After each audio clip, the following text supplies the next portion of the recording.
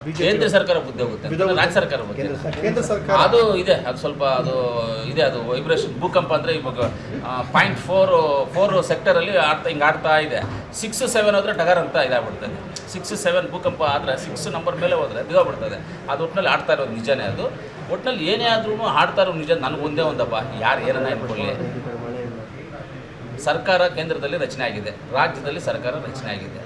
ನಮ್ಮನ್ನು ಇಲ್ಲಿ ಕೆಲಸ ಮಾಡೋಕ್ಕೆ ಬಿಡಬೇಕು, ಅಲ್ಲಿ ಅವ್ರನ್ನೂ ಅವ್ರು ಕೆಲಸ ಮಾಡೋಕ್ಕೆ ಬಿಡಬೇಕು. ಅವ್ರ ತಪ್ಪುಗಳು ಏನಾದರೂ ಇದ್ದರೆ ಜನಗಳ ಮುಂದೆ ತೊಗೊಂಡೋಗಿ ತೋರಿಸ್ಬೇಕು. ಇವ್ರು ಇಲ್ಲಿ ತಪ್ಪು ಮಾಡ್ತಾ ಇದ್ದಾರೆ, ಇವ್ರು ಸರ್ಕಾರ ಹಿಂಗೆ ನಡೆಸ್ತಾ ಇದ್ದಾರೆ ಅಂತ ಹೇಳ್ಬೇಕು. ಅಷ್ಟು ಬಿಟ್ಟರೆ ಅವ್ರ ಪತನ ಆಗುತ್ತೆ, ಇವ್ರು ಪತನ ಆಗುತ್ತೆ, ಇವರು ಅಂತ ಅದೆಲ್ಲ ಹೇಳ್ಕೊಳ್ಳೋದೇ ವೇಸ್ಟು. ಹೇಳ್ಕೊಳ್ಳಬಾರ್ದು, ಅದನ್ನು ಹೇಳ್ಕೊಳ್ಳಬಾರ್ದು. ಕೆಲಸ ಮಾಡೋಕ್ಕೆ ಅವಕಾಶ ಕೊಟ್ಟಿದ್ರೆ ಎಲ್ಲರೂ ಸೇರಿ ಓಟ್ ಹಾಕ್ಬಿಟ್ಟು ಬಾಯಿ ಮುಚ್ಕೊಂಡು ಕೆಲಸ ಮಾಡಬೇಕು ನಾವು ಅಷ್ಟೇ. ಆ ಕೆಲಸ ಮಾಡೋದು ನಾನು ತಯಾರಾಗಿದ್ದೀನಪ್ಪ, ಅವ್ರದ್ದೆಲ್ಲ ಏನೋ ಗೊತ್ತಿಲ್ಲ. ಕುಮಾರಸ್ವಾಮಿ ಅವರು ನಮ್ಮನ್ನು ಪರಿಗಣಿಸ್ತಾ ಇಲ್ಲ BJPನವರು ಅಂತ ಹೇಳಿದ್ರೆ ಅದು ಯಾವಾಗಲೂ ಗೊತ್ತಿರೋ ವಿಷಯನೇ ಅಲ್ಲ. ಇವಾಗ ಹೇಳ್ಬೇಕು, ಎಷ್ಟು ಸಲ ಹಂಗೆ ಆಗಿರೋದು ಅವರಿಗೆ.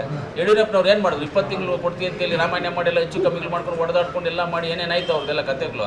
ಆವಾಗ ಗೊತ್ತಿತ್ತಲ್ಲ ಕುಮಾರಸ್ವಾಮಿಗೆ BJP ಅವ್ರ ಕತೆ ಏನು ಅಂತ. ತಿರ್ಗಾ ಹೋಗಿ ಅವರಲ್ಲಿ ಸಗೊಂಡ್ರೆ ಸೇಮ್ ಅದೇ ಆಗೋದು. ಮೊದಲು ಏನಾಗಿತ್ತು ಅವ್ರಿಗೆ 2008ರಲ್ಲಿ ಏನಾಯಿತು, 8 ಇಂದ 13ವರೆಗೂ ಏನಾಯಿತು, ಅದೇ ಪರಿಸ್ಥಿತಿ ಇವಾಗಲೂ ಆಗೋದು ಅವ್ರಿಗೆ. ಅಷ್ಟೇ, ಬೇರೆ ಏನಿಲ್ಲ. ಹೊಸದ್ದೇನಲ್ಲ ಇದು, ಅದು ಅಳಗುದ್ದು. ಅವರಿಬ್ಬರು ಸ್ನೇಹ ಬಂದ್ಬಿಟ್ಟು ಅಲ್ಲೇ ಸ್ನೇಹ ಇದು ಅವ್ರದ್ದೆಲ್ಲ. ಅವ್ರು ಆವಾಗ ಹೆಂಗೆ ಸರ್, ಅವ್ರದ್ದೊಂದು ಹೆಂಗೆ ಅಂದರೆ, ಇದು ಗಂಡ ಹೆಂಡತಿ ಜಗಳ ಸರ್ ಅವ್ರದ್ದು. BJPದು JDS ಬೆಳಗ್ಗೆಯಿಂದ ಸಾಯಂಕಾಲವರೆಗೂ ನುಣ್ಣು ಹೊಡೆದಾಕ್ಬಿಡ್ತಾರೆ ಹೆಂಡತಿನ. ಸಾಯಂಕಾಲ ಆದಮೇಲೆ ಹೆಂಡತಿ ಜೊತೆಲಿ ಮಲಗಿಸ್ಕೊಂಡ್ಬಿಡ್ತಾರೆ ಕರ್ಕೊಂಡು. ಇರಲಿ ಬಿಡ್ರಿ, ಯಾಕೆ ಗಲಾಟೆ ಏನೋ ಆಯ್ತು ಬಿಡು ಅಂದ್ಬಿಟ್ಟು ಹೇಳ್ಬಿಡ್ತಾರೆ. ಹಂಗೆ ಸರ್ ಇವ್ರ ಕತೆ. ಅದ್ರ ಬಗ್ಗೆ ತಲೆ ಕೆಡಿಸ್ಕೊಡ್ದು ಅವ್ರು ಬಿಟ್ಬಿಡಿ. ಅವ್ರು ಬೆಳಗ್ಗೆ ಎಲ್ಲ ಮಾತಾಡ್ತಾರೆ, ಆಮೇಲೆ ನೈಟ್ ಒಂದೇ ಅವರೆಲ್ಲ ಆಮೇಲೆ ಮಾತಾಡ್ತಾರೆ.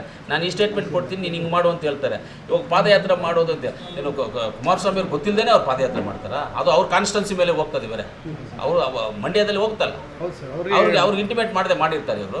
ಸುಮ್ಮನೆ ನೀವು ಹಿಂಗೆ ಮಾಡಿ ನಾವು ಹಿಂಗೆ ಮಾತಾಡ್ತೀವಿ ಅಂತ ಹೇಳೋದು ನಿಜ. ನೋಡಿ, ಇವಾಗ ಪ್ರವಾಹ ಇದೆ ಪಾಪ, ಆ ಕಡೆ ಎಲ್ಲ ಮುಳ್ಳು ಸ್ಲೈಡ್ ಆಗಿ ಎಷ್ಟು ಜನ ಇದೆ. ಅಂಥದಕ್ಕೇನಾದರೂ ಕ್ರಮ ತಗೊಂಡು ಆ ಕಡೆ ಹೋಗಿ ಆ ಕಷ್ಟ ಸುಖ ಅಲ್ಲಿರುವಂಥ ಜನಕ್ಕೆ ಪಬ್ಲಿಕ್ ಏನಾದರೂ ಒಂದು ಸಹಾಯ ಮಾಡುವಂಥ ಕೆಲಸ ಮಾಡಬೇಕು.